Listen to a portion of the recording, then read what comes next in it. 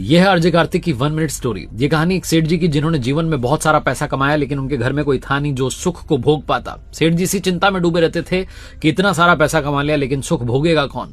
उन्हें किसी ने बताया कि एक गांव में बाबा जी रहते हैं, गांव के बाहर झोपड़ी बना करके, वहां जाकर के मिल लो, तुम्हें वो समझा देंगे, सिखा देंगे।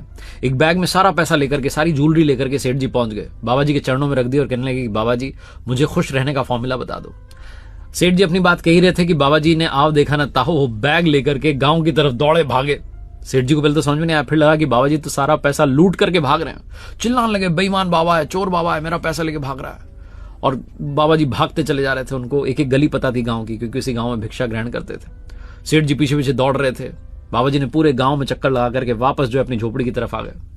सेठ जी भागे दौड़े आए और सोचने लगे कि आज तो मैं लुट गया, लेकिन तभी देखा कि बैग वहां पर रखा हुआ है, बाबा जी थे नहीं। बिना देरी के बैग को उठाया और कहने लगे, भगवान आपने मुझे मेरी खुशियां लौटा दी, मेरा पैसा वापस आ गया, मैं आपका धन्यवाद करता हूं, मैं सबसे सुखी इंसान हूं।